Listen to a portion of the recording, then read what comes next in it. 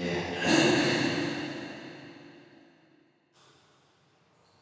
지금 이 소리 괜찮아요? 되게 잘 들려요? 오케이. 예, 오늘 결승생들 많네요. 오늘 무슨 날인가요? 오늘 뭐 있어요? 그런 건 아니지?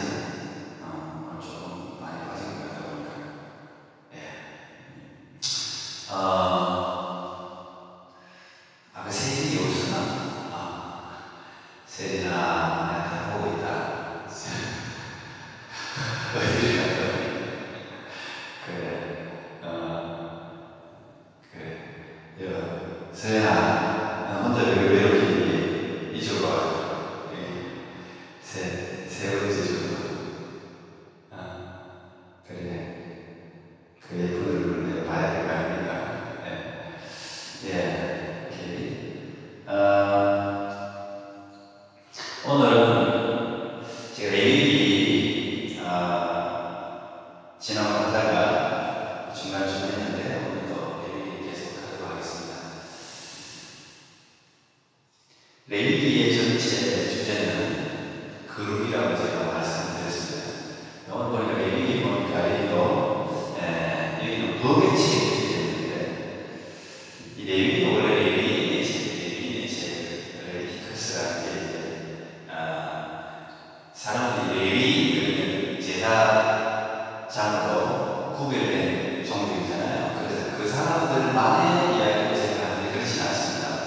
이것은 하나님 앞에 나아가는, 하나님 앞에 어떻게 나갈 수 있는가에 대한 제사의식 내지는 하나님께서 거룩하기 때문에 우리도 거룩하라고 했는데 거룩이라는 게 구별하다는 뜻이라고 했죠.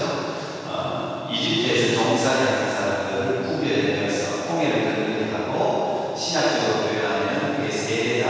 고린도전서 10장에는 사도 바울은 홍해를 건너는 것을 집단적으로 전민족이 다 세례받는 거다. 그렇게 해석했습니다.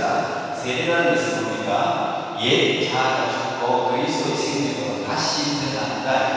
이런 뜻을 가지고 있는데요.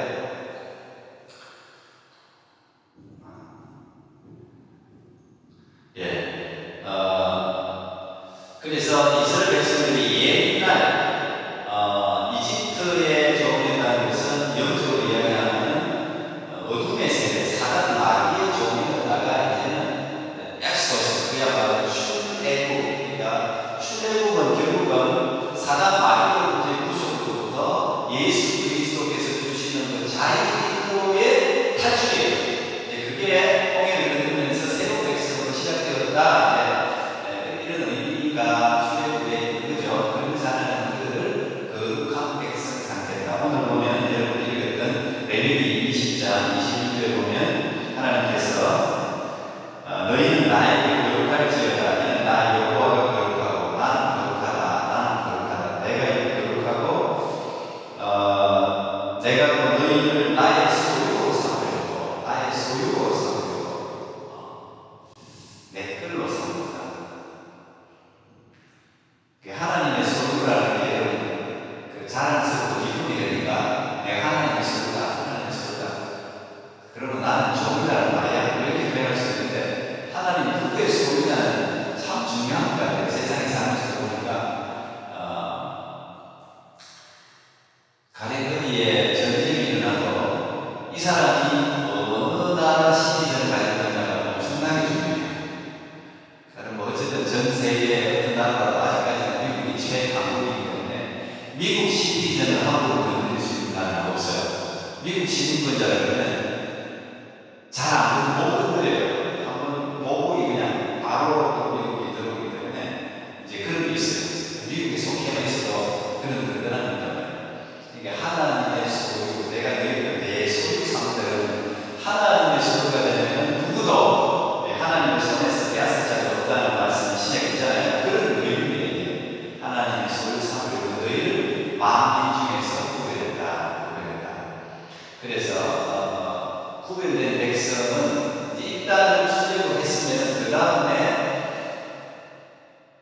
지금까지 이집트의 법에 의해서 복종해서 이집트의 법에 따랐잖아요. 이집트 법이 자기를 지배했잖아요.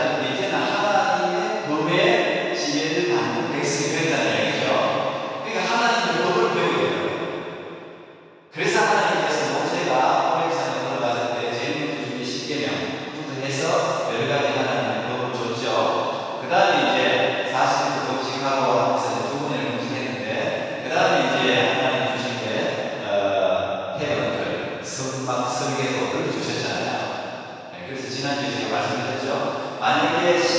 그냥 법만 줬으면 그 사람들은 법받을 필요가 없다. 왜? 법을 완벽하게 지킬 수 있는 사람이 없기 때문에. 그러면 이 법을 어겼을 때, 잘못했을 때 거기에 대한 벌을 받아야 되는데, 그 벌이라는 게 가벼운 벌도 있지만 죽음에 해당되는 벌도 많아요. 그러면 그걸 해결할 수 있는, 그거는 그 벌을 면할 수 있는 길이 없나? 그 길을 가르쳐주는 거예요. 성막이라는 게 기반입니다. 오늘날 치는 성막이라는 것은 제가 예수 그리스도를 상징하는 거죠.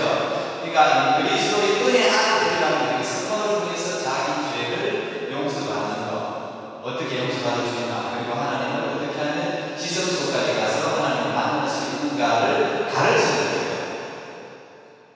그래서 교육이라는 게 education이라는 게 왜 중요하냐면 교육을 받은 사람하고 교육을 받지 않은 사람이 다르잖아요. 그래서 하나님의 백성이 되었으니까, 내 소유가 되었으니까 내 법을 배우라. 그래서 레위기라는 게 그런 의미예요. 하나님의 법을 가르치는 거예요. 어떤 법? 하나님을 만나려면 어떻게 해야 되냐를 가르치는 거고, 너희들이 이 땅에서 살려면은 거룩한 구별된 백성으로 어떻게 살아야 되냐. 구별된 백성이라면 먹는 것도 함부로 아무거나 먹어도 안 되고, 그래서 레위기에는 정결한 거, 먹어도 되는 음식이 있고 먹어서는 안 되는 음식이 있죠. 만져서 될 게 있고 만져서는 안 될 게 있고, 가서는 될 게 있고 가서는 안 될 것이고, 이런 걸 구별해 주는 거예요.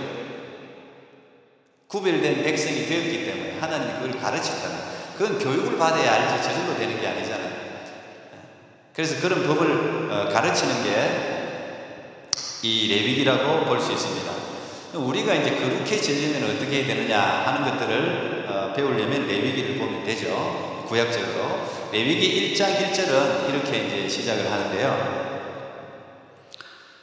1장 1절, 여호와께서 회막에서 모세를 부르시고 그에게 말씀하여 이르시되. 자, 이 1장 1절 말씀이 레위기에 굉장히 많이 등장합니다. 여호와께서 회막에서 모세를 부르시고, 출애굽기의 배경이 되는 공간이라는 것은 이집트부터 시작했고 광야를 지나고 광야 전까지 굉장히 넓은 거리죠. 그런데 레위기 전체의 배경은 이 회막이에요. 레위기 전체의 배경은 거의 다 회막에서 모세를 통해서 전달되는 내용들이 다 레위기 안에 기록이 되어져 있어요. 이 회막이라는 게 여러 가지 말로 불린다고 제가 이야기했죠. 정금하고도 불리고. 근데 회막이라는 말의 포인트는 뭐라고 적었어요? The tent of meeting, 만남의 장소예요. 만남. 이 회막을 만남의 태버너클을, 성막은 태버너클이라고 부르는데 이걸 똑같은 말로 회막이라고 부를 때는 만남의 장소. 누구와의 만남이에요? 하나님과의 만남. 하나님과 만나는 장소다. 이 회막이, 성막이 발전이 되어서 결국은 이제 예루살렘 성전이 되죠. 성전이 발전이 되어서 오늘날 교회가 되죠. 이 모형입니다. 이게 회막이 이 교회에 어떻게 보면 그림자예요. 이 교회에서 가장 중요한 기능은 뭐라고요? 하나님과의 만남이 이루어지는 것. 그 말이에요. 물론 하나님과의 만남은 지금 어디에서나, 하나님은 온 천지에 충만하기 때문에 어디에서나 다 만날 수 있죠. 근데 하나님이 정해줬단 말이에요. 그 장소를 정해줬단 말이죠. 그리고 나중에 여러분들이 저 이제 역대기라든지 열왕기에 가면 솔로몬이 성전을 지을 때 솔로몬이 성전에서 막 기도하는 모습이 이제 등장을 합니다. 그때 솔로몬이 그 기도하는 장면에서 하나님의 눈이 여기를 향한다. 그러면 하나님이 마음이 있는 곳, 하나님이 눈이 머무르는 곳, 이제 이렇게까지 표현했어요. 오늘 우리가 있는 이 교회가, 물론 모든 곳이 다 교회고 우리 마음속에도 교회가 이루어지지만 이곳이 특별히 이렇게 우리가 정해놓고 모이잖아요. 우리가 어쨌든 이 토론토 꿈의 교회로 여러분들이 사방으로 흩어져 있다가 모이잖아요. 이곳에서는 가장 중요한 게 하나님과의 만남이 이루어져야 된다. 이제 그거예요. 여러분들이 뭐 교회 나오는 많은 이유가 있겠지만 이곳에서 하나님을 만나야 되지 않겠습니까? 그런데 이 성막을 허락하신 분이 누구냐? 이 레위기는 여러분 히브리스하고 같이 봐야 되는데 제가 오늘 그걸 다 비교해 줄 시간은 없고, 히브리스를 보면 히브리스가 구약을 제일 어떻게 보면 서신서 중에서 제일 많이 인용한 서신이 히브리스예요. 복음서 중에서는 구약을 제일 많이 인용한 복음서가 마태복음이에요.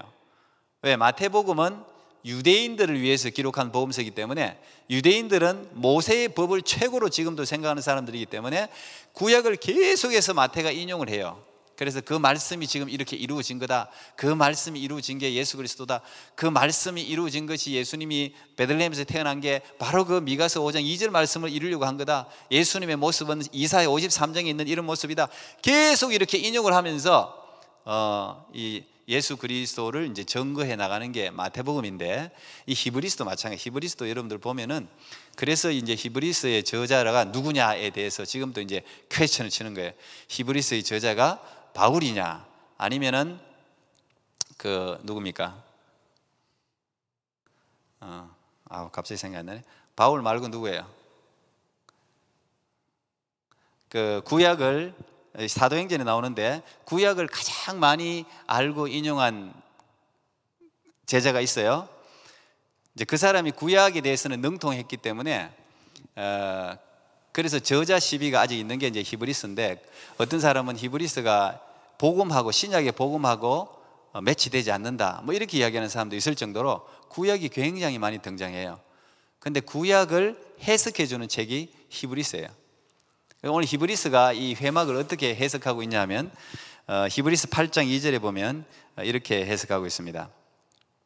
성소와 참 장막에서 섬기는 이시라. 이 장막은 주께서 세우신 것이요 사람이 세운 것이 아니니라. 그러니까 이 장막은 결국은 하나님이 설계도를 다 모세한테 지시해서 지은 거잖아요. 그러니까 이게 사람의 손으로 지은 것 같지만 그게 아니다. 이게 하나님이 이 성막을 센티미터까지 다 길이, 모양, 그 다음에 거기 쓰이는 재료, 이 모든 것이 다 의미가 있다는 거예요. 예수 그리스도의 그림자이기 때문에 하나님이 천국의 모형이다, 이제 그런 이야기도 하는데, 하나님이 주께서 친히 세운 것이다, 이렇게 이제 해석해 주고 있는 거예요. 그러니까 성막을 우리가 대충 생각할 수 없는 게 하나님이 필요하기 때문에 성막을 세웠다는 것을 볼 수 있습니다. 어쨌든 여러분, 이 레위기를 보면은 하나님을 만나기 위해서 얼마나 많은 복잡하고 어려운 의식을 거쳐야 되는가를 우리가 알게 돼요. 하나님을 만나기 위해서는 이렇게 많은 절차를 거쳐야 되는구나. 이제 이걸 알게 되면 우리가 지금 바로, 여러분들을 뭐라 그럽니까? 오늘 현대에서는 이제 그 종교개혁 이후에 우리를 만인 제사장, 제사장은 레위인들만 받는 건데, 오늘 모든 사람들이 다 제사장이다. 누구든지 제사장이 그 성막 안에서, 성소는 제사장만 들어가거든요. 지성소는 대제사장만 들어갈 수 있고, 그러니까 성소까지 들어가는 사람이 제사장만 들어갈 수 있는데, 지금은 어떻게 돼요? 여러분들이 누구나 들어갈 수 있단 말이죠. 이런 절차를 안 거쳐도. 그러니까 우리가 지금 입고 있는 이 혜택이 얼마나 위대한 혜택인지를 우리가 이 레위기를 공부를 하면 더 알 수 있다, 이 말이에요. 그래서 레위기 안에는 제사의식과 정결법이 굉장히 많이 나와 있습니다. 하나님과 만나려면 어떻게 해야 되는지, 하나님과 만나서 어떤 행동을 해야 되는지, 하나님과 어떻게 대화를 하는지, 이런 것들이 이제 다 나와 있어요. 그래서 레위기의 주제는 제가 거룩이라고 여러 번에 걸쳐서 말씀을 드렸습니다.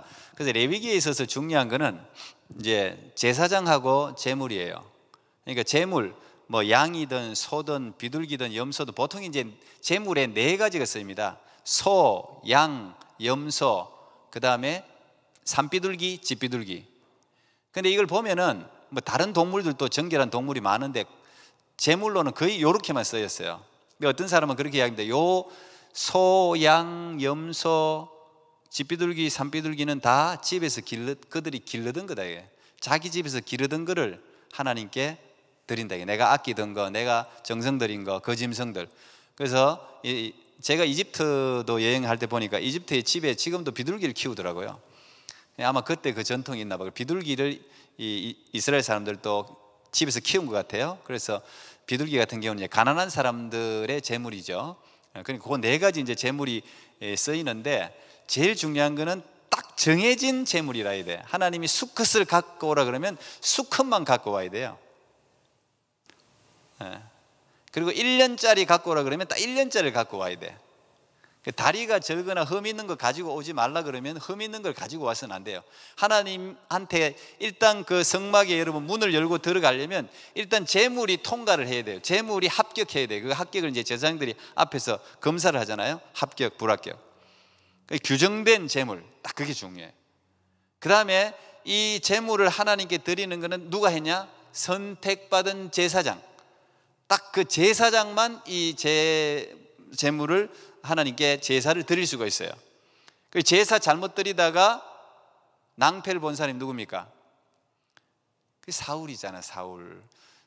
사울이 사무엘이 오는 걸 기다리지를 못해가지고 막 전쟁이 지금 막 한참 있으려고 그러고 사람들이 막 일어나려고 하니까 자기가 그냥 제물 가져오라 그래가지고 제사를 드려버리잖아요. 근데 하나님께 그게 망령되 여김을 받아갖고 그때 이제 이 사울이 왕의 자리에서 버림받는 이제 그런 지경에까지 이르릅니다. 그러니까 딱 정해진 제물, 그 다음에 선택된 제사장, 이 제사에 있어갖고 이 두 가지가 굉장히 중요해요. 이게 이제 구약의 이 레위기가 다루고 있는 주제 중에 하나예요. 우리는 레위기가 어렵다고 생각하는데 이스라엘 사람들은 어린이들이 제일 먼저 배우는 게 레위기랍니다. 5살 때부터 배운답니다. 왜냐하면 우리는 선택받은 백성이잖아요. 구별된 사람들, 구원받은 백성들, 흔히 얘기하는 구원받은 백성들은 구원받은 백성으로서의 삶의 규범을 배워야 된다. 그 어릴 때부터 그걸 가르친대. 이 레위기가. 어려운 게 아이들이 배우는 거니까 어려운 게 아니라는 이야기예요. 하나님은 이스라엘 모든 민족들을 거룩한 백성 삼기를 원하셔서 애굽에서 구별해 내셨죠. 근데 우리가 내가 하나님이 거룩한 백성으로 불렀으니까 내가 스스로 거룩해질 수 있다고 생각, 거룩해지려면 어떻게 되냐를 고민하다가 뭐 착한 일도 하고 도덕적으로 윤리적으로 뭐 이렇게 저렇게 한다고 해서 거룩해지는 게 아니에요. 여기 성전을 뭐 막 이렇게 닦는다고 해서 이게 거룩해지는 게 아니야. 그것도 참 신기해요. 이 신앙생활이 참 이게 묘합니다. 참 묘해요. 신앙생활이라는 게 보통은 이제 어떤 다른 분야는 보통 이제 10년 하면 프로페셔널이 된다 그래요. 어느 한 분야든 공부를 전공을 그냥 해가 10년을 그냥 진짜 대충 하면 10년, 20년 아무 소용없고, 근데 10년을 정말 거기에 파고들면 거의 프로페셔널이 돼요. 그런데 이 신앙생활은 그게 안 돼. 제가 지금 목사가 된 지가 몇 년입니까? 근데 프로페셔널이 안 돼요. 그냥 좀 익숙해지는 거지. 이제 익숙해지고 처음에는 좀 뭐 여기 어떻게 해야 되나 뭐 떨고 만약에 이게 긴장되는 게 있었다면 그런 긴장도가 조금 덜해지는 것 정도지 프로페셔널이 안 돼요. 항상 하나님 앞에서는 똑같아. 항상 그 신앙생활은 그렇게 하나님이 그냥 뭐 막 눈 감고도 할 수 있는 게 신앙생활이 아니, 그게 안 돼요. 그렇게 안 되게 돼 있어. 신앙생활이라는 건 매일같이 이제 내 자신을 이제 돌아봐야 되고, 이 거룩해지고 싶다, 내가 착한 일을 하고 뭐 성경책을 여러 번 읽고 뭐 이런다고 거룩해지는 게 아니라니까요. 행위로 거룩해지는 게 아니고, 거룩이라는 것은, 이 거룩은 하나님이 거룩이기 때문에 거룩한 본체이신 하나님이 내게로 오면 거룩해지는 거예요. 내가 막 어떻게 해서 거룩한 백성이 되고 뭘 여기도 거룩한 장소가 되기 위해서 내가 막 닦고 해서 그렇게 되는 게 아니고, 하나님, 거룩의 본체이신 하나님이 이 장소에 임하면 여기는 거룩해지는 거예요. 하나님이 내 안에 임하면 내가 거룩해지는 거예요. 그 신앙생활은 그런 거예요. 모든 게 다 하나님으로부터 오는 거예요. 하나님으로부터. 그래서 우리가 성경을 읽고 뭐 기도하고 닦고 하는 거는 하나님의 임재를 기다리는 행위지 이 자체가 거룩해지는 건 아니에요. 이걸 여러분들이 꼭 신앙생활하면서 명심하는 게 좋습니다. 그래서 모세가 제일 먼저 광야 생활 쫓겨나서 광야에서 한 40년 생활하다가 이제 이스라엘의 지도자로 났을 때가 나무가 불은 붙었는데 타지를 않아. 그래서 멀리서 그걸 보다가 그게 하도 신기해서 불이 막 피어오르고 있으니까 신기해서 거기 가까이 가지 않습니까? 모세가 가까이 갈 때 하나님이 모세를 부르지 않습니까? 뭐라고 불렀습니까? 모세야, 모세야, 네가 선 곳은 거룩한 곳이니 내 신을 벗으라 그러잖아요. 네가 선 곳은 거룩한 곳이, 거기는 막 먼지 나는 광야의 한 장소거든요. 근데 하나님이 네가 선 곳은 거룩한 곳이니 네 신을 벗어라. 물론 이제 뭐 신발을 벗는다는 게 여러 가지 의미가 있죠. 네 지위를 벗어라, 네 권리를 포기해라, 뭐 여러 가지 의미가 있는데, 하나님이 오시니까 그 광야의 어느 한 구석도 거룩한 곳이 되는 거예요. 그래서 신앙생활의 관건은 하나님이 오시느냐, 하나님이 임재하시느냐, 아니, 이게 굉장히 중요해. 임재하시면 거룩하게 되는 거죠. 지금 이 성막의 모든 행위들도 결국은 하나님의 임재를, 하나님께 우리가 가까이 나아가서 하나님의 만남을 소망하면서 나가는 거지, 이거 한다고 막 제사한다고 막 거룩해지는 게 아니라고요. 결국은 제사, 엉뚱한 인간 중심의 제사 때문에 구약이 망해버리잖아요. 구약의 마지막 책인 말라기는 제사장 이야기가 나오거든요. 제사 이야기가 나온다고. 근데 그 사람들이 제사를 그때 안 지내는 게 아니고 제사를 열심히 드렸는데 엉터리 제사를 드렸단 말이에요. 하나님이 올 수 없는, 하나님이 받을 수 없는 그런 제물, 딱 규정된 거, 제일 좋은 거, 이런 걸 드려야 되는데 그냥 먹다가 남은 거, 뭐 하나님께 그냥 자기들 마음대로 하니까 하나님이 그 말라기에 누가 저 성전 문 좀 닫았으면 좋겠다. 너희들이 지금 내게 가져온 거, 지금 내게 가져온 그 재물들을 너희들 지도자한테, 너희들 회사 사장한테, 너희들 학교 선생님한테 한번 갖다 줘봐라. 그 사람들이 좋아하나? 이런 말을 하셨다고. 그래, 얼마나 엉터리를 하나님을 얼마나 망령되게 여겼으면. 그러니까 하나님이 거기 임재할 수가 없는 거예요. 그러면 그 거룩한 백성이 될 수가 없죠. 그래서 하나님 임재가 중요하다. 그래서 하나님 말씀을 하나하나, 제사장들이 하나하나 하나님 이렇게 하라 그러면 이렇게 하고, 조심해서 이제 이 성막에 들어가는, 그래서 규정을 하나하나 다 이야기하잖아요. 그래서 이 이제 5가지 제사, 여러분 지난주에도 제가 말씀을 드렸는데, 이 5가지 제사는 앞으로 구약, 신약, 이게 계속해서 나옵니다. 이 제사가, 이 5가지 제사를 여러분 머릿속에 집어넣어야 돼. 그리고 5가지 제사하고 4가지 제사법이 있는데, 일단 제사 한번 넘겨봐요. 그 뒤에 넘겨봐요. 자, 요 4가지 제사법만 간단하니까 요것만 지금 먼저 이야기할게요. 번제든 뭐 소제든 속죄제든 뭐든 간에 방법이 이런 게 있어요. 제가 헌금함을 요리 들잖아요. 요래 헌금함을 들고, 여러분 제사하는 거 봤는지 모르겠어. 제사할 때, 어른들 제사할 때 보면 요래 가지고 뭐 술잔도 요래 돌리고 뭐 향도 요래 이렇게 하거든. 그게 사실은 이제 이 물론 중동 근동 지역에 이런 방법들이 다 있었지만 이런 방법이 다 의미가 있어요. 예, 요 거제는 lift on offering이라고 돼 있죠. 이 든단 말이에요. 제가 이제 여러분 이거 헌금함을 내가 이렇게 들 때는 나는 이걸 생각하면서 하는 거예요. 사실은 하는 사람은 잘 모르겠지만 저는 이런 걸 이제 생각하면서 헌금함 때, 원래는 요 마이크 없어요. 제가 처음에는 다 이렇게 들어서 여러분들이 내시는 헌금함을 이렇게 다 들어서 기도를 했어요. 제가 이거는 거제로 하나님께 올려드린단 말이에요. lift up, 이렇게 이걸 생각하면서 제가 다 헌금, 뭘 이렇게 예배 행위들이 사실은 다 이 목사는 뭔가를 생각하면서 하거든요. 그래서 공부를 이제 하긴 해야 되는데, 그 다음에 이제 요제라는 거, 웨이브 오프링, 이거는 흔들어서 이렇게 막 흔들어서 드리는 제사가 있어요. 재물을 잡고 흔들어서 드린단 말이에요. 흔들어서.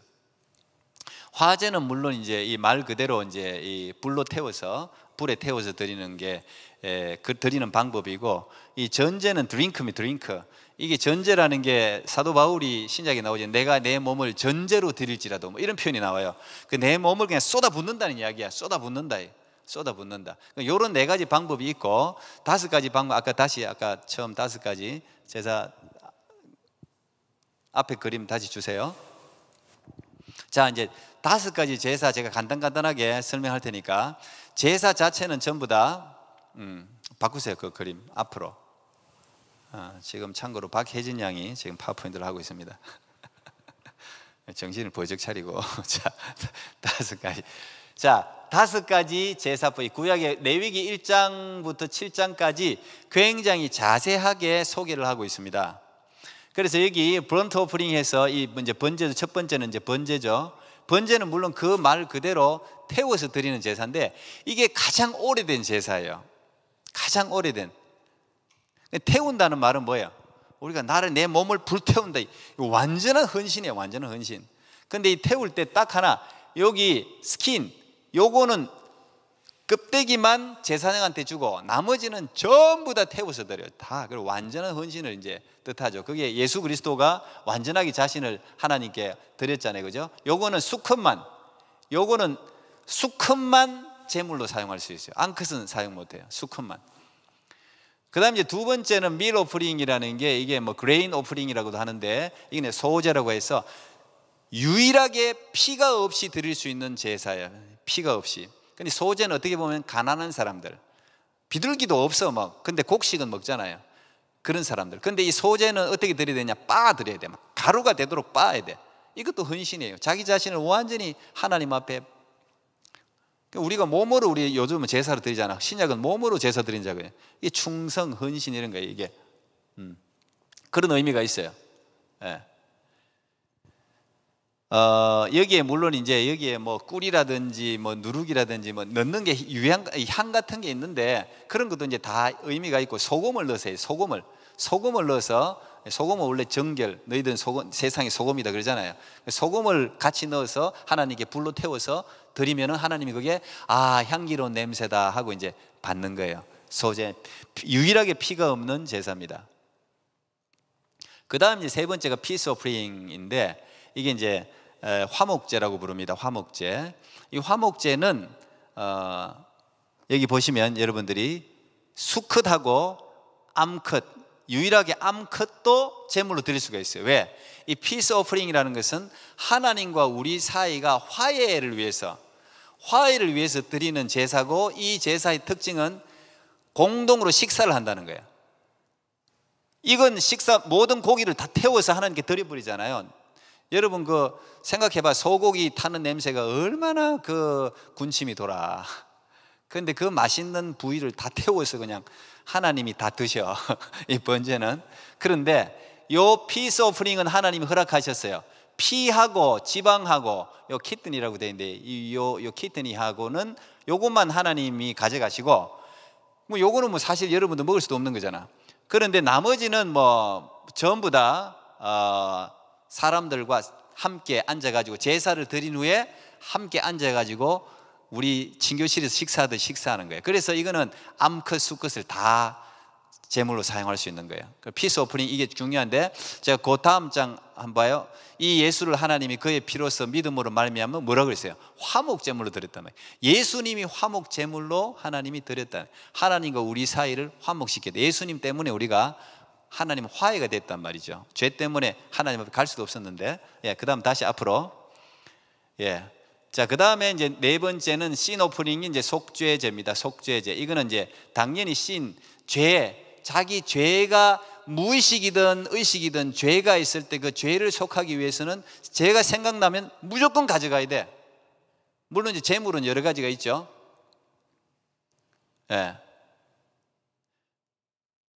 피하고 지방은 제단 위에서 태우고,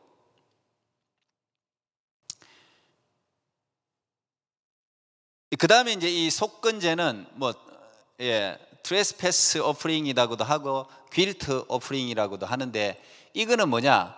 이거는 자기가 고의로 뭔가 가령 교회에 이걸 뭐 컵을 깼다든지 뭐 저 문을 부셨다든지, 하나님의 그 성막, 하나님 거를 자기가 손실을 입혔을 때, 사람들에게도 손실을 입혔을 때, 남의 소를 갖다가 자기가 잘못해서 죽였다든지 뭐 이런 거 있을 때 배상하는 거예요. 속건제는 퀼트, 뭔가 생각났을 때, 잘못했을 때, 그때 그냥 이 컵을 하나를 깼기 때문에 컵 값이 가령 이제 10불이다 그러면 10불만 주면 안 돼. 그게 플러스 20%를 더해가 줘야 돼요. 반드시 배상해야 돼요. 그럴 때 이제 이 속건제를 드리는 거예요. 그런데 요 번제, 소제, 화목제는 볼런터리 오프링, 말하자면 이거는 자원제예요. 자기가 스스로 자발적으로 드리는 제사인데, 이 속죄제하고 속건제는 의무제입니다. 이런 건 해도 되고 안 해도 된다 할 수 있지만, 요거는 반드시 해야 되는 거예요. 안 하면은 죄가 용서받을 수가 없어요. 속죄제하고 속건제가 이제 그런 의미가 있다. 그래서 이스라엘은 7월 10일이 대속죄일이 하루가 있습니다. 대속죄일. 그거는 대속죄일이라는, 이제 나중에 이제 요 레위기 뒤에 나오는데, 대속죄일은 대제사장이 1년에 딱 한 번 지성소, 홀리 지성, 제일 거룩한 지성소에 딱 한 번 들어가는 날이에요. 그날은 어떤 날이냐? 그냥 아예 하루를 정해서. 왜? 평소에 내가 생각 안 나는 죄가 있잖아. 평소에 내가 무슨 죄를 지었는지 생각 안 나는 거. 그래서 우리가 알게 지은 죄, 모르게 지은 죄를 용서해 주세요, 이런 기도를 하는데, 그런 날이야. 혹시 우리도 모르게 지은, 집단적으로 개인이 지은 죄를 대제사장이 모든 민족의 죄를 다 짊어지고 하나님 앞에 가서 자기 자신도 위해서 소를 잡고 또 집단을 위해서, 전체를 위해서는 제물은 소예요. 무조건 제일 비싼 소를 바쳐야 돼. 그래서 제사 드리는 날이 대속죄일인데, 대제사장이 대속죄일에 심장마비 걸릴 가능성이 상당히 많아요. 왜? 제일 어려운 일이야. 위험하고 죽을 수도 있는 지성소 안에 들어간다는 게 그렇게 두려운 일이에요. 그래서 막 그 전날부터 긴장하고 어디 가지도 못하고, 대제사장이 다리에 줄도 묶어 가지고 이렇게 방울 줄 차고 들어가 가지고 이렇게 하나님께 피도 뿌리고 뭐 이렇게 제사를 집례하다가 딸랑딸랑 소리 안 나면 이제 죽었구나 생각하고 이제 끌어내려고 줄을 매가 들어갈 정도로 이 대제사장의 직분이 굉장히 이제 어려운 날이 그 대속죄일, 그렇게 하루를 정했어요. 이제 그런 날이다 하는 것을 여러분들이 알고 있으면 됩니다. 지금이야 여러분 죄가 생각나면 그냥 그 자리 기도하잖아. 하나님 용서해 주세요. 하나님 제가 이 얼마나 좋아 여러분들. 그러니까 이 구약의 제사를 알아야 이런 것이 좋은 걸 여러분들이 안다는 거예요. 자, 히브리서 10장 11절 13절 한번 보세요. 이 히브리서가 또 해석을 해주고 있어요. 이렇게 제사장마다 매일 서서 섬기며 자주 같은 제사를 드리되 이 제사는 언제나 죄를 없게 하지 못하거니와 오직 그리스도는 죄를 위하여 한 영원한 제사를 드리시고 하나님 우편에 앉으사 그 후에 자기 원수들을 자기 발등상이 되게 하실 때까지 기다리시나니. 자, 이 구약의 제사를 보면 제가 그랬죠. 하루에 200마리 내지 2000마리의 짐승이 죽었습니다. 하루에. 지금도 만약에 이 제사 제도가 살아있다면, 이 율법으로 우리가 구원을 받을 수 있다면 얼마나 많은 짐승이 죽어나가겠습니까? 여러분 집에서 할 수 없이 재물을 위해서 짐승을 키워야 돼요. 그런데 그래 함에도 불구하고 이것은 뭐라고요? 이것은 언제나 죄를 얻게 하질 못해. 이거 오늘 잡았어도 또 내일 또 죄를 짓고, 이게 죄를 용서를 못하는데, 예수님이 자신이 제물이 되어서 어떻게 해요? 한 영원한 제사를 드리시고 하나님 우편에 한 번에 끝내버렸단 말이에요. 이걸 우리가 복음이라고 부릅니다. 예수님은 그냥 한 번 예수님이 십자가에 못 박혀 어린 양, 유월절 어린 양으로 죽으심으로 말미암아 우리의 모든 죄, 과거의 죄, 현재의 죄, 미래의 죄까지 한 방에 다 해결했단 말이에요. 어떤 사람한테? 믿음으로 예수 그리스도의 십자가의 예수 그리스도를 받아들이는 사람한테, 영접하는 사람한테. 예수 그리스도를 영접하는 자, 곧 그의 자녀가 되는 권세. 그래서 권세라고 부르는 거예요. 자녀가 되는 권세를 주셨다 그러잖아요. 그게 복음이에요. 그게 복음. 자, 이제 제가 오늘 레위기를 다 끝까지 절기까지 못하고 요거 하나만, 제가 청년들과 관계된 주제라서 요거 하나만 제가 하겠습니다. 레위기 3장 17절 보면 이 제물 중에, 지금까지도 물론 이 유대인들이나 이 사람들 안 먹죠. 너희는 기름과 피를 먹지 말라. 이는 너희의 모든 처소에서 너희 대대로 지킬 규례니라. 제물 중에 꼭 먹어서는 안 되는 거, 기름하고 피. 기름은 이 생명을 유지시키는 근원이라 그래서 기름 안 먹고요. 피도 안 먹어요. 피는 생명 그 자체이기 때문에 먹지 마라 그랬어요. 이거는 오직 여호와께만 돌려져야 돼요.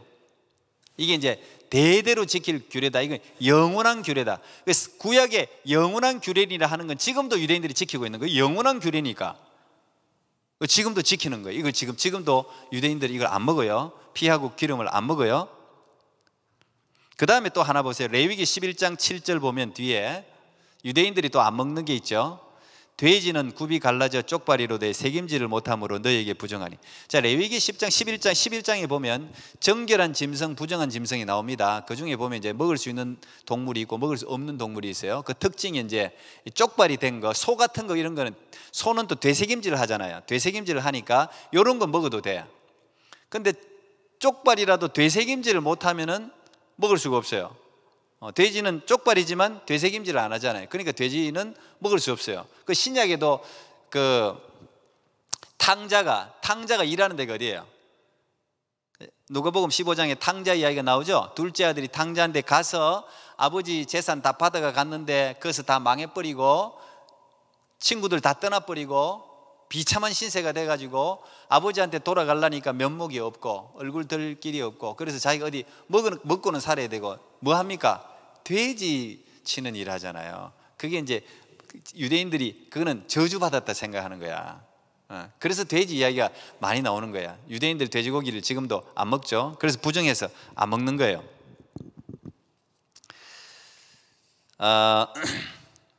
그 다음에 하나 더 제가 연결해서 하나 더 하겠습니다. 하나 더 한번 보세요. 자, 이제 하나 더. 너와 레위기 10장 9절인데, 너와 내 자손들이 회막에 들어갈 때에는 포도주나 독주를 마시지 말라. 그리하여 너희 죽음을 면하라. 이는 너희 이것도 대대로 지킬 영원한 규례. 자, 이것도 대대로 지킬 영원한 규례예요. 뭐 마시지 말라고? 포도주나 독주를, 술 마시지 마라 이거예요. 어디에 갈 때? 회막에 들어갈 때. 오늘날 치면은 교회에 올 때 물론 술 마시고 오는 사람들이 모르죠. 또 용감한 사람은 술 마시고 오는 사람 내가 보긴 봤어. 술 마시고 오는 사람. 제가 어릴 때 봤어요. 술 마시고 와가지고 그냥 지금도 기억이 생생한데 있었어요. 내 후배 중에 해병대 제대하고 와갖고 난장판 함치는 술 마시고 와가지고 아주 제가 말린다고 아주 그런 사람이 있어요. 큰일 납니다. 영원한 회막에 들어갈 때는 포도주나 독주를 마시지 말라. 이게 영영한 규례라고 해놨잖아. 근데 이 사건이 왜 이 말이 등장했냐면 레위기 10장 1절에 보면 여러분, 아론의 자녀들이 대제사 하이 프레스트는 아론의 자녀들만 돼요. 근데 아론의 자녀가 4명 있는데 그 중에 형 아우 제일 첫째 둘째 나답과 아비후가 자기 순서가 돼가지고 성소에 불하고 이런 거 지피로 들어간단 말이에요. 그 성소 이러면 생각납니까? 그 분향단하고 금양로 떡상 그 분향 이게 있었잖아요, 그죠? 이 불을 항상 지펴야 되는데 제가 말씀드렸죠. 나답과 아비후가 그냥 아마 술 한잔 한 것 같아. 술 한잔 해가지고 이렇게 술 마시 본 사람 다 알잖아, 그지? 상은이 아나? 술 마신 기분은 알지?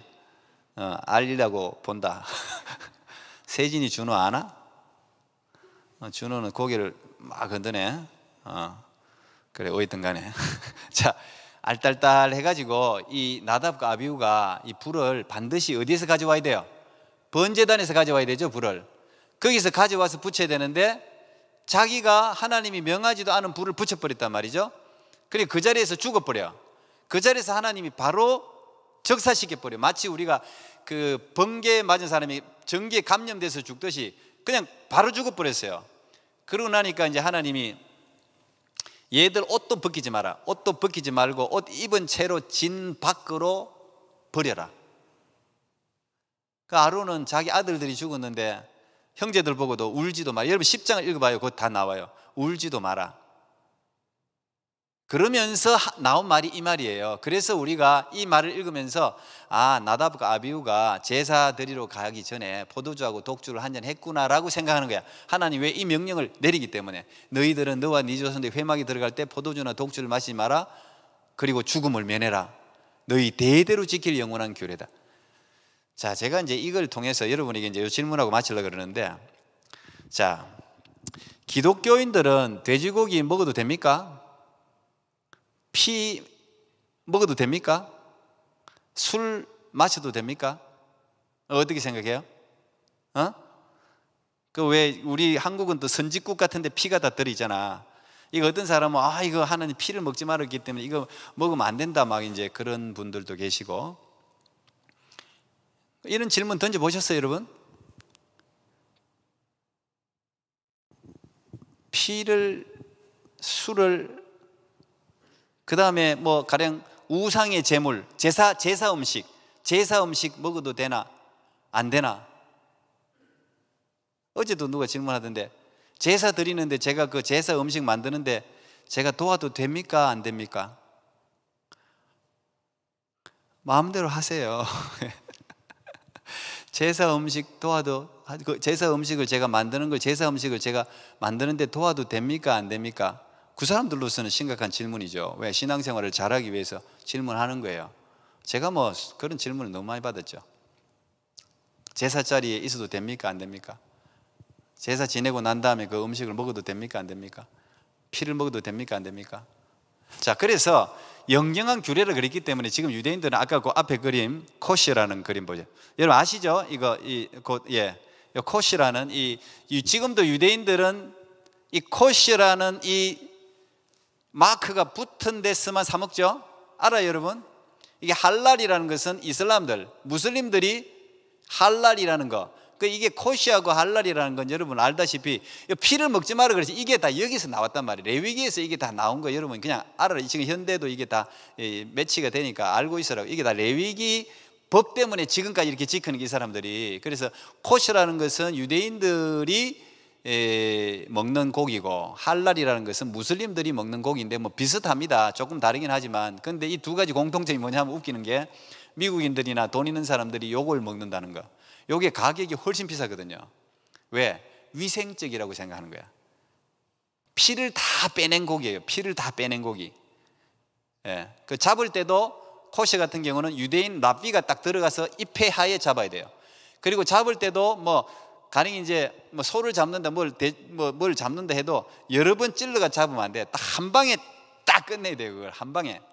그 이 짐승의 고통을 줄여준다 그래가지고 한 번에 탁 죽이는 법이 있어요. 그게. 그러니까 피를 다 소금으로 다 또 씻어가지고 피를 다 매달아가 피를 다 쏟아내고 그 다음에 이제 먹는단 말이야.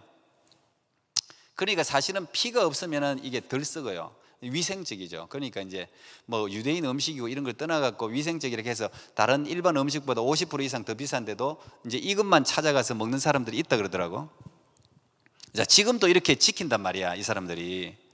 그러면 여러분들은 어떻게 생각하냐면 이게 굉장히 중요해요. 내가 오늘 굉장히 여러분 신앙생활하는데 중요한 두 가지 법칙을 알려주려고 그래요. 이런 걸 어떻게 판단할 수 있냐? 야, 이거 먹어도 됩니까? 저거 먹어도 됩니까? 이 음식 먹어도 됩니까? 저 음식 먹어도 됩니까? 목사들도 헷갈려요. 먹어도 될 때도 있고 안 먹어서는 안 될 때도 있고. 목사 보고도 목사님 한잔 하세요 하는데 앉아가지고 목사님 한잔 하세요. 나도 한잔 하고 싶어. 한잔 하고 싶은데 못하는 심정이 오죽하겠어요. 선지국도 누가 갔는데 뭐 피를 먹지 마라 그래서 선지국 그거 안 먹는다 그러면 나는 먹는데 먹고 싶은데 안 먹는다 하니까 나는 안 먹죠. 자, 이거 여러분들 하나님이 우리에게 주신 이 신약의 예수 그리스도로부터 온 이 자유라는 것은 여러분 상상을 초월하는 자유입니다. 이 자유라는 어마어마한 자유입니다. 가령 지금 뭐 피는 물론 이제 사도행전 15장에도 피와 목매어 죽인 것과 우상 제물과 음행은 피하고 나머지는 이방인들에게 자유를 주자 이런 결정을 합니다. 예루살렘 회의에서 이방인 전도 원칙에 그게 세 가지 결정을 하는데 거기도 이제 피는 뭐 굳이 뭐 먹을 이유는 없지. 근데 여러분 사실 알부민이라든지 이런 주사가 다 피주사입니다. 피주사. 그거 없으면 신장 못 살립니다. 그리고 피를 다 완전히 제거를 못 해요. 피. 유대인들 코시험 아무리 제거해도 피 제거가 다 안 돼요. 특히 이제 그 그림 한번 보세요. 그 원주민. 예, 이게 이제 그 시베리아 네네처족이라고 이 사람들은 반드시 피를 먹어야 사는 사람들이에요. 거기는 다른 그게 없어요.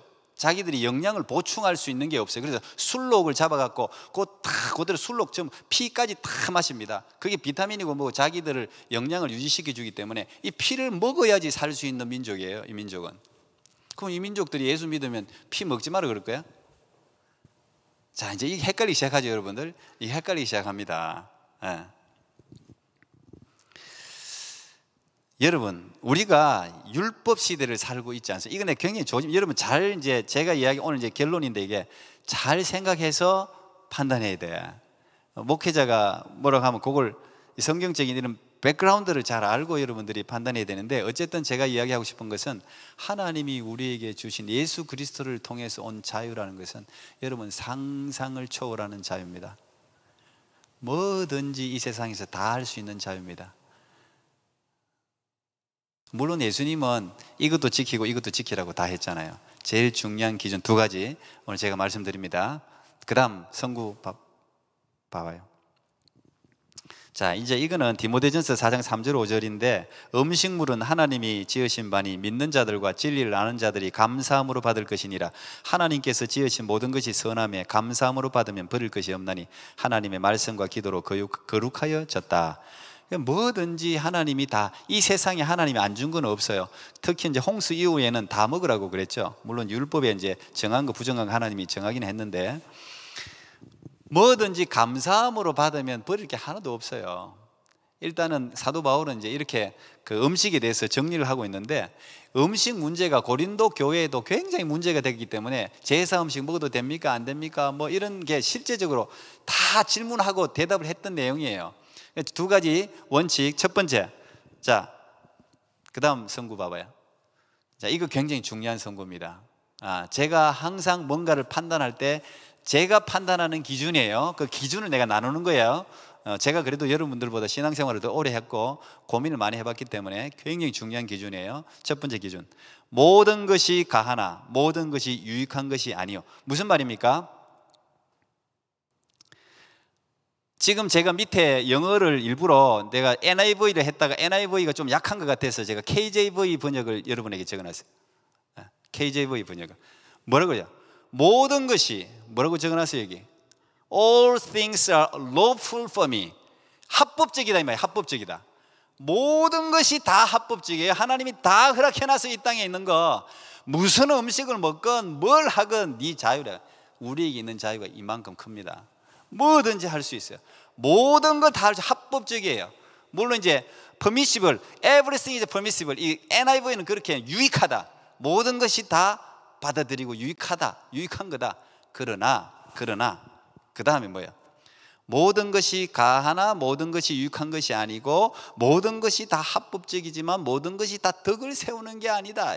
이게 중요한 거예요. 이게 중요한 거예요. 이게 그리스도인이에요. 그리스도가 뭔가를 정할 때는 내가 선지국을 먹어야 되나 말이야, 내가 술을 한 잔 마셔도 되나 안 되나, 1번 기준이 이거예요. 이거 누구든지 자기의 유익을 구하지 말고 남의 유익을 구하라. 무슨 말이냐? 약한 자 원칙이에요. 약한 자 원칙. 고린도전서 10장에 거기 대해서 쭉 기록해놨어요. 시장에서 파는 음식 묻지 마라. 이거 대부분 고린도 교회 당시에는 전부 그 신전에 전부 제사 드린 음식들이 시장으로 다 나왔어요. 그 음식이 어마어마하게 많으니까 돼지 잡고 뭐 잡고 해가지고 이걸 갖다가 다 시장으로 다 유통시켜가지고 팔았다고. 시장에서 파는 음식이 대부분 제사 음식이에요. 근데 어떤 사람이 와서, 야, 이거 너 거기 이거 저기 제우스 신한테 제사하고 온 거야, 이 음식 너 이거 먹어도 되니? 이렇게 나보고 물으면 나는 안 먹겠다는 거예요. 근데 누가 그 묻지 않고 장사하는 사람이 그냥 이거 싸게 나왔습니다 팔면 안 먹고 그냥 나는 먹겠다는 거야. 그냥 사도 바울이 그 말이에요. 누가 이게 제사 음식이라고 이야기하거들랑 그 사람의 양심과 신앙을 위해서 먹지 말라는 거예요. 어떤 사람이 나는 피 선지국 먹으면은 그거 예수님이 성경에 피 먹지 마라 그랬는데, 그래 이야기하는 사람이 있으면 그 앞에서 선지국 먹을 필요 있습니까? 그 사람의 양심에, 그 사람이 연약하잖아. 어떻게 보면 그런 사람이 신앙이 연약한 거예요. 그리고 또 그 사람의 율법주의적인 신앙도 가지고 있는 거예요. 법적으로. 물론 그것도 중요해요. 율법을 지켜야 신앙이 오염될 가능성이 적기 때문에 여러분들은 율법을 지키는 게 좋아. 그러나 하나님이 주신 무한한 자유, 나는 이 바울을 정말 내가 존경하는데 정말 기가 막힌 사람이 바울입니다. 이 바울이 깨달은 이 복음의 진리라는 것은 어마어마합니다. 공부하면 할수록 이 바울은 정말 예수님과 가장 가까운, 하나님이 주신 자유를 만끽한 사람이에요. 그래서 자기 자유를 다른 사람의 자유를 위해서 자기 자유를 누르잖아. 예수 믿는 사람이 착하다 하는 것은 진짜 착해서 착한 게 아니고 다른 사람들을 배려한단 말이야. 근데 배려하는 것도 꼭 기억하세요. 신앙의 약함을 배려해야 되는 거지, 세상 사람들 배려해갖고 거기에 따라가라는 이야기가 아니에요. 신앙, 그 사람의 신앙, 구원을, 그 사람이 구원 얻는데 내 행동이 지장이 된다면 나는 영원히 고기를 먹지 않겠다, 이렇게 고백한 게 바울이라고. 굉장히 중요한 원칙이에요. 그래서 참는 거예요. 그래서 고개 숙이고 그래서 안 하는 거, 그래서 조심하는 거지. 우리가 무슨 자유가 없어. 뭘 못해. 우리가 뭘 못해요. 누구보다도 용감하지. 예수 믿는 사람은 우상에 끌릴 일도 없으니까. 이사도 마음대로, 이사 나를 왜 뽑아? 제가 어릴 때도 누구 집 부셔주는 거 했어요. 아, 우리는 귀신이 이날 부수면 이거 귀신이 틈타기 때문에 내가 부숴줄게 가서. 옛날에는 손톱도 밤 12시 깎으면 뭐 귀신 든다고 막 이런 이야기도 했었어. 예, 그게 없어요. 첫 번째 이 원칙입니다. 두 번째. 그다음 그런즉 너희가 먹든지 마시든지 무엇을 하든지 다 하나님의 영광을 위해. 자, 요 두 가지 원칙만 여러분 있으면 뭐든지 판단할 수가 있어요. 첫째는 뭐라고요? 모든 것이 가하나 모든 것이 유익한 것이 아니다. 내 유익을 구하지 말고 남의 유익을 구하라. 믿음이 연약한 사람을 먼저 하는 원칙이에요. 두 번째는 이게 하나님의 영광이 되냐 안 되냐예요. 이게 진짜 내가 이게 술 마시고, 어떤 사람은 막 성경에 뭐 술을 마시지 말라는 게 어디 있어, 담배 피지 말라는 말이 어디 있어. 근데 이거 이야기 여러분 청년들하고 좀 오래 하고 싶은데, 문신을 해도 되니 말아도 되니. 목사님들이 이 문신회가 이거 왜 있어? 힐송하고 나는 전혀 덕이 안 됩니다. 힐송하는 목사들이 목에다가 뭐 지저스를 뭐 100개를 쓰든 말든 그렇다고 뭐 지저스가 영광 받습니까? 나는 그렇게 생각 안 합니다. 덕이 안 돼요. 목사들 내가 확 지워주고 싶어. 목사든 누구든 간에 내가 확 지워주고 싶어. 그거 덕이 안 됩니다. 무슨 목에다가 뭐 지저스를 새기든 뭘 십자가를 뭐 100개를 그리든 이게 뭔 상관, 이게 뭔 덕이든. 애들 문신해놓고 소개하는 게는 마찬가지지. 그런 거 보지 마세요. 그런 사람들 찬양하는 거 듣지도 마. 힐송. 문신 자체가 나쁜 게 아니에요. 덕이 안 된단 말이에요. 그게 연약한 사람들에게 덕이 안 된단 말이에요. 어떤 사람은 율법주의적인 사람이 있잖아요. 구약에 보면 이거 귀걸이도 하지 마라 그랬잖아요. 이게 종의 표시라고. 이게 종의 표시거든. 이게 길을 뚫는다는 것은 동물들 귀 뚫고 가, 이거 내 거, 이런 표시잖아.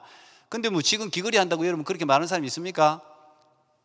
그럴 필요가 없죠. 그거 말하는 사람 없으니까 상관없는데, 그 율법주의 할 필요는 없지만, 이 문신도 마찬가지예요. 몸을 문신하지 말라고 해놨잖아. 문신하는 게 가나안 우상 숭배자들이 전부 문신했어요.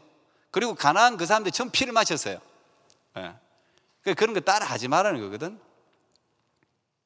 이 레위기 율법이 이제 이런 것들을 이야기하고 있는 거, 이런 것들을. 그래서 제가 지금 사실 레위기 율법주의를 뛰어넘어서 복음주의와의 그 상관관계 차이를 지금 내가 여러분들에게 실질적인 걸 이야기했으니까 오늘 여기까지만 하려고 그러는데, 이 두 가지를 꼭 명심하세요. 뭘 할 때 남을 판단하면 안 돼. 자기가 그 사람이 내가 선지국 안 먹으면 안 먹는 거고 술 안 마시면 안 마시는 거지, 그 사람의 믿음이에요. 그 사람 믿음을 존중해야 돼요. 존중. 근데 그게 구원과 관계되는 거 아니에요. 여러분 술 마신다고 천국 못 갑니까? No, 그건 아니에요. 그런데 오늘 이 독주, 술을 마시면 어떻게 돼요? 이 제사장이 제일 해야 되는 게 뭐냐면, 제사하는 거하고 다른 사람을 판단해 주는 역할을 구약시대 제사장이 했어요. 이 사람이 문둥이병, 그 한센병에 걸렸나 안 걸렸나를 제사장이 판단했어요. 걸렸다 그러면 이 사람 진 밖으로 나가야 돼. 요걸 정확하게 딱 해줘야지 이 사람 인생이 막 달라지는 거기 때문에, 술을 한 잔 마시면 어떻게 돼? 판단력이 흐려지잖아요. 판단력이. 어떤 사람은 술 마시면 이제 돈이 막 나오는 사람들이 있지. 그런 사람들, 아버지가 술 마셨을 때 돈 달라 그러면 다 주지. 어쨌든 술을 많이 마시고 취한다는 것은 정상적인 판단을 할 수 없다는 거란 말이야. 그래서 마시지, 특히 지도자들은 마시지 말라고 하는 거예요. 아니 무슨 뭐 솔직히 뭐 고기 한 잔 하는데, 고기 먹는데 이거 포도주 한 잔 먹는 게 뭐 그리 큰 그게 되겠어요. 근데 내가 어디 가서 그래 한 잔 했다 그러면 말하잖아. 목사님도 술 마시다 그러잖아. 그 술이 아니고 그냥 잠깐 같이 겸해서 하나 했는데 나는 괜찮아. 사실 나는 마셔도 괜찮아요. 그런데 다른 사람이 그렇게 말해가 다른 사람 신앙에 해를 끼친다면 내가 그걸 왜 마시겠어요? 무슨 뭐 술 마신다고 그거 뭐 아무리 맛있는 뭐 나이가라의 뭐 화이트라도 뭐 어쨌든 거기라도 뭐 아무리 좋은 100년 200년 된 거라도 그걸 내가 왜 마시겠냐고. 그거를 굳이 나는 믿음이 좋다고 해가지고 아이 그거 마신다고 어떻게 이리 막 마시는 사람들도 있어. 자랑한다고 내가 아이 그거 마신다고 무슨 천국 가고. 그것도 믿음이 약한 사람이지. 그것도 하수지. 다른 사람의 양심을 위해서 내가 안 하는 거지 무슨 뭐 내 때문에 안 하는 게 아니잖아요. 기도합시다. 하나님 감사합니다. 오늘 레위기에 대해서 또 나누었습니다. 우리 청년들, 하나님 이 신앙의 세계는 정말 무한합니다. 하나님 우리 청년들이 예수 그리스도를 깊이 만날 수 있는 은혜를 허락하여 주시옵소서. 구약을 뛰어넘어 율법 시대를 뛰어넘어 우리에게 복음을 주신 주님을 찬양합니다. 예수님 이름으로 기도합나이다. 아멘.